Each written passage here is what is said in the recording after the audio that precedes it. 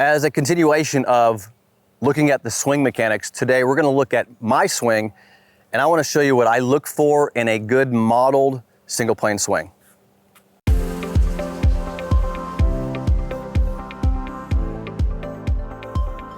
I do a lot of video work on my swing. Why? First of all, I like to look at swings. If some of you will contact me in the channel and say, Todd, I'm having trouble, and I'm like, just send me your swing. I love looking at golf swings. I like the biomechanics of it. I like understanding the cause and effect of what goes on. And I like studying motion. I get a lot of joy out of watching people perfect their physical abilities, because I believe you can learn to do anything if you put your mind to it. And I believe that you can. Moe said to me, you believe in yourself. That was his first lesson to me, is believe in yourself. And he also said, use your imagination. Well, those two things, believe in yourself, use your imagination, are almost the same thing, because I have to imagine myself having a great golf swing, which allows me to believe it. If I don't believe it, I can't imagine it. So to me, one of the greatest lessons Moe taught me was to believe in myself, that I could imagine myself having a perfect swing. When I watch myself on video, I see the images of it. So I'm able to see myself swinging great. When I watch you swing a golf club, I can also see those images. I see you swinging great, and I get you there. That's what I do. I use the imagery and the biomechanics to get you swinging it perfect. And that's why I've had so much success as an instructor, because I have a model and I know you can get there. But you gotta practice certain positions. So there's certain things I look for in my swing mechanics. Let me go through what I look for in my swing when I see it on video. Obviously, I always check address. So I always look at this position, and I look for my hand position to be very neutral. This hand, I'll take the glove off so you can see it. This hand can get out of whack for me, so I like to see this hand in a very neutral position. That's so that, but I check it here, and look at my trail hand. This V is pointing up to my right shoulder. My lead arm is above the trail arm when you look from a down the line angle. So I'm looking at these things. I'm looking at my foot rotation. I look at my tilt of my body. Obviously, I look at all those things at my address. Now, the hand position is one that I get particular on, because the hand is the club face. I want to show you some things what happens to the face, and this is what happens to me, that can get you in trouble. And this is, by the way, this is the thing I had the most trouble with when I learned Moe's swing, 30 years ago, was I had a strong lead hand grip. I see this with you guys a lot. You have a strong lead hand grip. So the hand is rotated this way. Well, what I want to see in this hand is what I call a neutral grip. But you see it here. But more importantly, when I take the club back and I look at the top, you see how the club face is on the same exact plane as the hand, as the plane of the club. So I look for that. That tells me this hand is in the right spot. If I see, for example, if the hand was too much this way, I'm going to go quite a bit here. You see how the club face now is closed. Okay.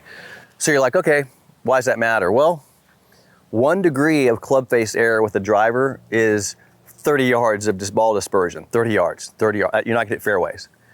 But what happens is, if you get this hand in a wrong position, what's the cause, what's the effect? So I get my hand strong, the club face gets closed coming down. Doesn't mean I can't hit it straight. What has to happen is this arm has to stay internally rotated longer. Well, when this arm stays internally rotated longer, my body has to rotate and move. And so that compensates me this way. So I hang on, so I have to hang on. I've hit good shots like that, don't get me wrong, but there's a massive compensation. And then when I get under pressure, I hook it, right? I did that many times. I lost the Colorado Open doing that. So what I want, and this is the point of today's video, I want a lead hand where I can swing as hard as I want, crack the whip, wham, and only have a square face. That's what I want. So what you see in my hand here is a very neutral hand, because when I do this, it's got to be square. It's got to be square. There's no place down there. It can only go there, because watch this. Watch me try to rotate the face closed. I can't do it. When my body's in position, I cannot go past square. Can't do it. So it's always going to square up, which means I can swing as hard as I want, and it's only going to go square. I cannot hit it left. Can't hook it. So it looks like this, and it's going so fast you won't see it that well, but it's so neutral with this hand, and you'll see this club plane, you'll see the face, and then I can swing very hard.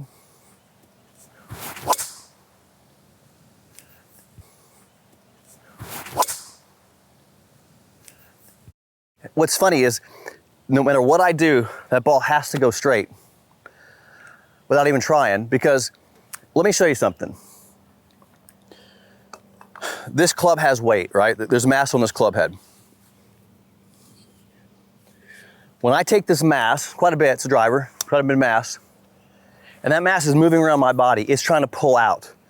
It's trying to take this angle I've created, this angle, and it's trying to create a line with this arm. It's trying to get in line. That's just physics. It's biophysics, trying to get in line. Well, so I'm providing a force to this club. If I don't have this hand in the correct spot, I've got to fight that force. So I got to fight this. I don't want to fight that. I want to be able to do this, take this club and do this as hard as I want and never have a problem. I want to be able to crack the whip and never have a problem with that. Well, the only way is what I call neutralizing the face. So now when I get up there, and this is neutral, see my hand neutral, it's not strong, it's neutral, I can now crack the whip and it won't go ever other than straight, because the crack of the whip is square. Watch the body position.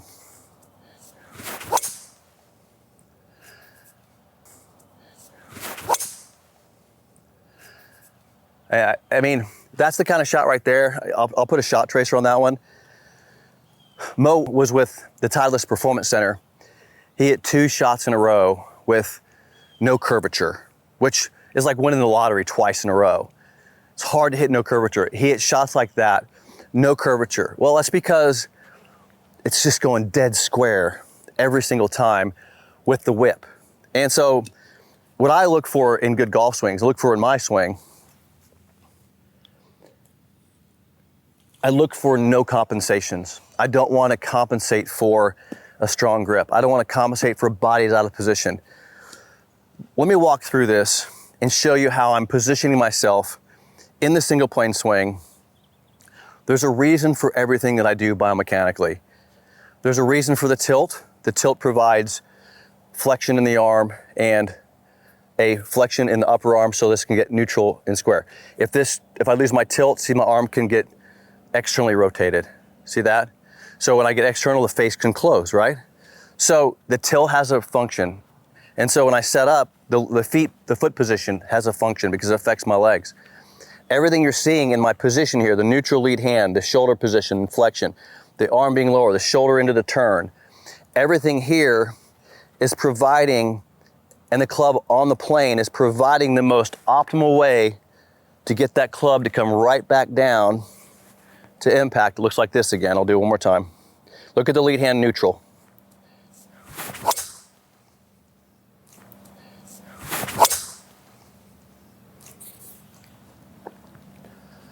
That ball had about a yard of right to left on it, which is perfect for this hole, by the way. It'll run down there. But that's because I hit it about a little bit on the toe and it just turned it.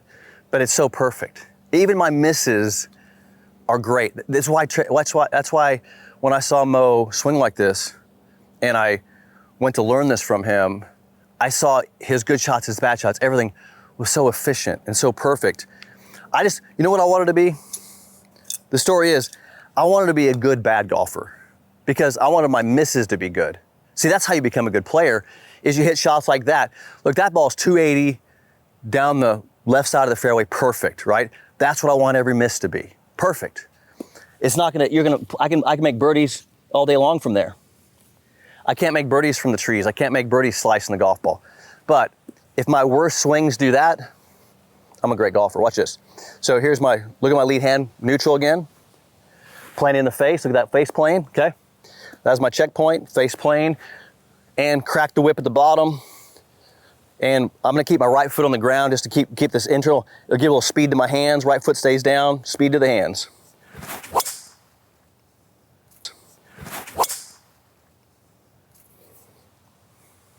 Same exact line.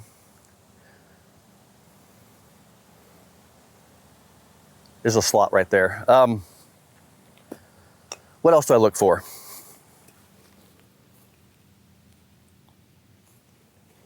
Setup, plane, backswing. I look for, when the club's going back, I look for the club to be parallel to the plane line. Now the question you're having is, Todd, if it's a single plane swing, why isn't the club on the exact plane going back as this coming down? Watch this. What you want, the plane is the shaft design. See this plane is the length of this driver shaft. That is the plane of this driver. I want to make sure that that club planes here and returns to its plane. That's the way the club's designed. If the club goes back like this, it has to somehow get to its design, right? You can't hit a ball if you're steep. You can't hit a ball if you're flat. I have to get it back to the way it's designed. So, but why isn't it exactly in the same place? It's because your body is in different rotations. So when I'm here in the backswing, my body has about 60 to 65 degrees of rotation. I take it to the top. Now, when I transition, you see what happens is my body now has about 30 degrees of rotation in that same spot. So backswing here, downswing here. That's why the club will come out. You know, it's not over the top, guys. Don't get into this over the top crap. People have given you these golf terms. You need to start thinking in terms of biomechanics, not is it over the top? Over the top of what? You need to start thinking, what's the most efficient way to hit a golf ball? What you want to get those hands, what I look for is those hands come straight down the plane line. Why do you want the hands coming down the plane? Because you're hitting that. You want the hands going to the direction of what you're hitting. So that's why I look for. So the hands will be inside going back, and then on the line coming down because the rotation of the body. Then the hands go directly down the line. So watch this. Inside going back, planed, coming from the inside, and then right down the line when you come into the ball. Right foot staying down.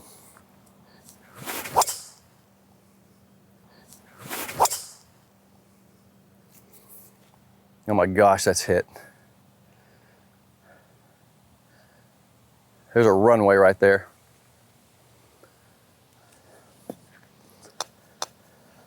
Okay, what else do I look for? And I'm not thinking, I don't have a lot of swing thoughts. I basically set up the club the way it's designed, I leverage it, I swing through, and I swing, and I release hard because I've neutralized this. I can swing as hard as I want, right, and not worry about it. I look for the trail foot to be on the ground. I look for the knee to be stable. If I don't have a stable knee, I have nothing to hit against. I've got to be stable here. I can't be moving this thing around, otherwise I lose all my positioning. So watch the lead knee, stable. Watch the lower body, it'll be stable, bang, right there. And I can let this rip through there because my leg is stable. Watch this. Stable lead knee, trail foot on the ground.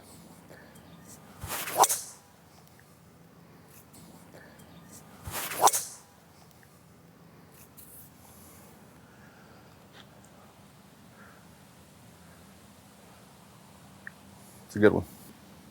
All right, one more. What else do I look for?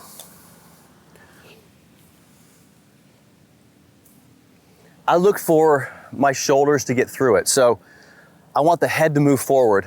You can't keep your head still in the golf swing. You're trying to produce rotational motion.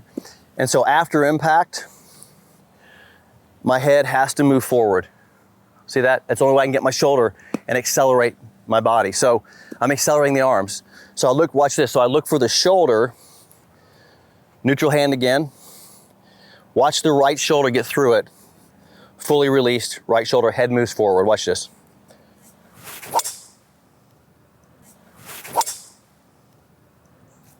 That's perfect. That one I hit the best. All right, hope that gives you a little insight. This is what it means for me to help you become an intelligent golfer. What's an intelligent golfer? You care about biomechanics. You care about doing things that are easy. You care about simplifying the swing, and you're willing to think outside the box and be a little bit different than most people, because this stuff makes common sense if you really understand it. If you're interested in the intelligent golfer and the intelligent golf swing, I have a newsletter called The Intelligent Golfer. You can sign up in the description below. I also have a book called The Intelligent Golf Swing coming out next month. Feel free to grab a copy of that. I'll see you in the next video.